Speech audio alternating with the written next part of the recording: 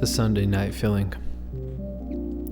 Have you ever spent an entire day resting and somehow ended the day feeling even more exhausted? Maybe it's a Sunday. You finally have nothing you have to do. So you sleep in, you scroll for a while, maybe you play some video games, watch a movie, binge a show, shop online. And before you know it, it's 8:30 at night. Monday is right around the corner, and instead of feeling restored, there's this weird tension inside of you, like, what did I actually do today? Did I even enjoy my day off? Why don't I feel rested? I've had days exactly like this.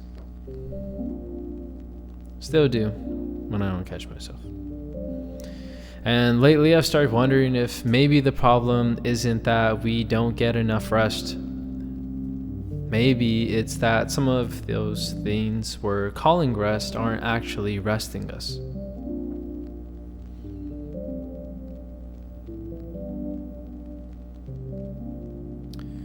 What if your rest isn't restoring you? Rest is not the same as escape. I think I've spent a lot of my life confusing rest with escape, and there's a difference.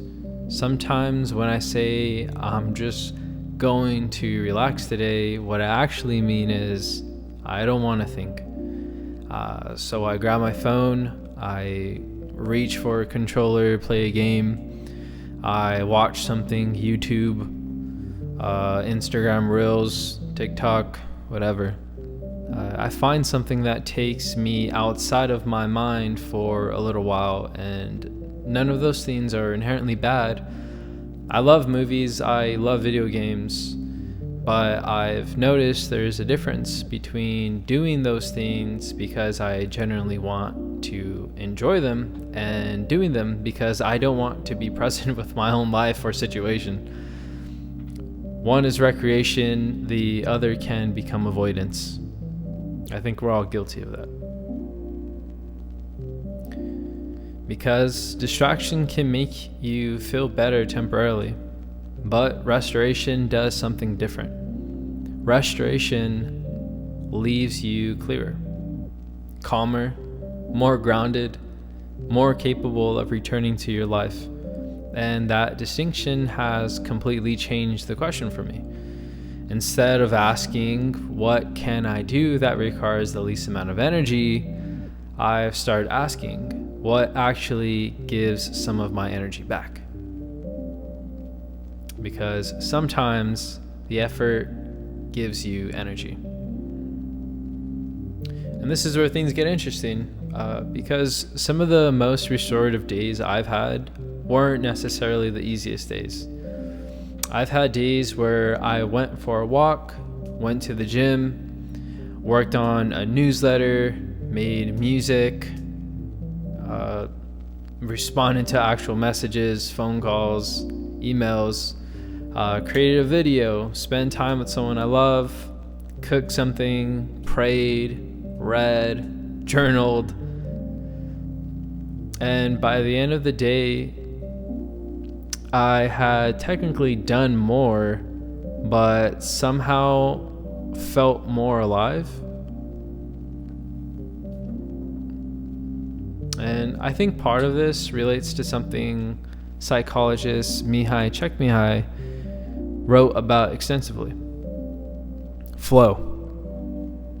Flow is that state where you're so engaged with what you're doing that you almost stop thinking about yourself and get into the present moment.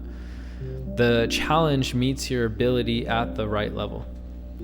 It's not so easy that you're bored, but it's not so overwhelming that you're completely anxious either. You're just in it. And I think that's important because it shows us that effort and exhaustion aren't necessarily the same thing. Some effort drains us, but some effort seems to bring us back to life. Creating, moving, learning, connecting, doing something that feels meaningful. And that led me to an idea I've been thinking about. Sometimes we aren't tired of doing too much. We're tired of living in a way that doesn't make us feel alive. Sometimes we aren't tired of doing too much. We're tired of living in a way that doesn't make us feel alive. Your body can stop while your mind keeps working. This is probably the hardest part for me personally, because I've noticed that when there's something meaningful I know I've been avoiding, I have a much harder time actually relaxing and being present with someone. My body might be sitting on the couch or next to someone I love, trying to spend quality time, but my mind is still working. There's this background process going. You said you wanted to make something. You said you wanted to learn. You said you wanted to change. You said you wanted to become this person. So are you actually becoming them? Are you doing the habits? Are you doing the steps? Are you doing the routines? Do you have the system in place? All this going on. And so I've realized your body can stop working while your mind remains at work. And that's why sometimes doing nothing doesn't create peace. Because physically, yes, you've stopped, there's still something. But mentally, there's still tension. There's still something unresolved between who you are right now and who you know you could become. And I don't think the answer is to work every second of your life. That's another trap. You don't have to earn your right to sleep, right? You don't need to monetize every hobby you have. And you don't need to turn every Saturday into some 12-hour productivity marathon. Real rest is necessary. But I think we have to become more honest about when we're actually resting and when we're simply trying to escape ourselves, our situations, and our current realities, because it can be messy, it can be ugly, it can be work that needs to be done.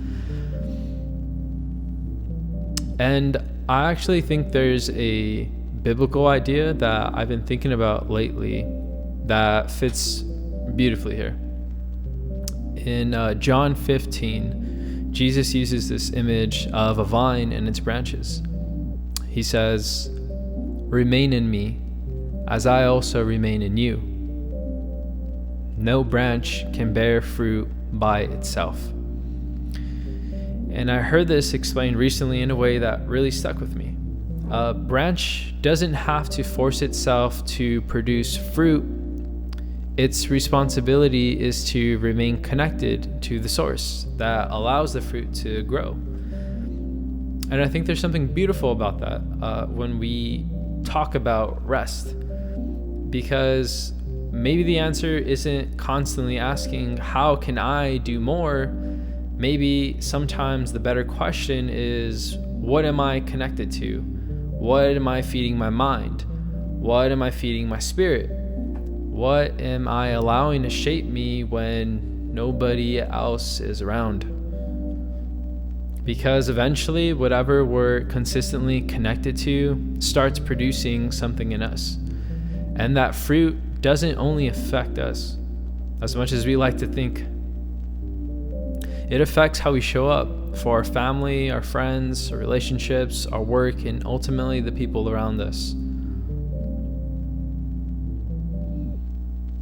The same movie can feel completely different. So think about these 2 Sundays again. On one Sunday, I spend most of my time scrolling, consuming, distracting myself. Then 8:30 comes. I put on a movie, and somewhere underneath the movie, I'm still thinking about Monday. I'm still thinking about everything I didn't do. And I'm not completely there. But imagine another Sunday. I wake up, I go outside, maybe exercise, spend an hour creating something meaningful, reading an awesome book, journaling, talk to somebody I love, make a couple phone calls, take some time to pray or journal, work on that skill, work on that side business, spend those quality moments, quality time, and then 8:30 rolls by again. I watch the exact same movie. Nothing about the movie changed, but I did. Now I'm there. I'm actually present. I can show up.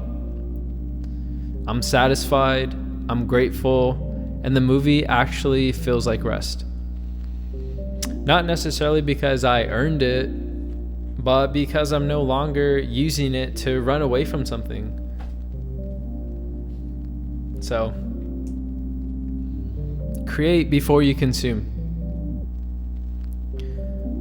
So if any of this sounds familiar, here's something I'm trying to get in my own life.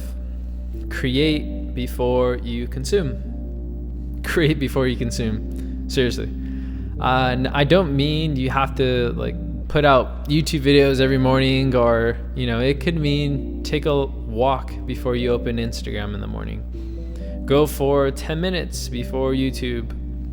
Make breakfast before checking emails, notifications. Pray before reaching for your phone.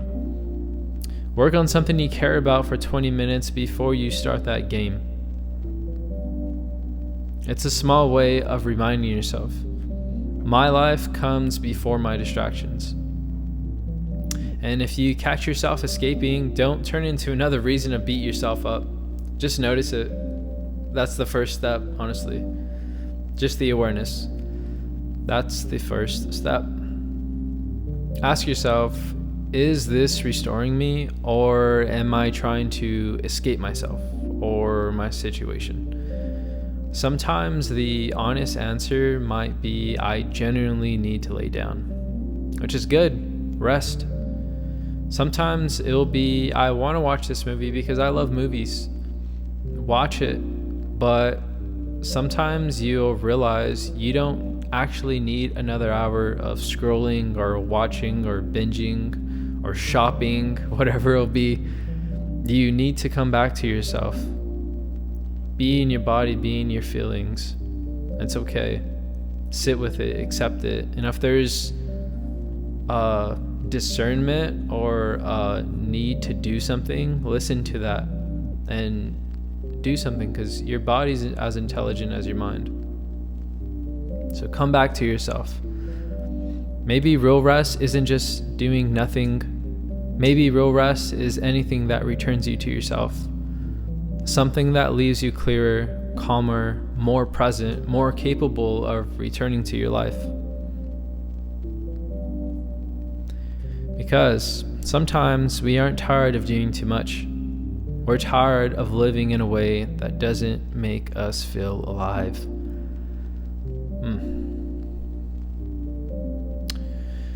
We're tired of living in a way that doesn't make us feel alive.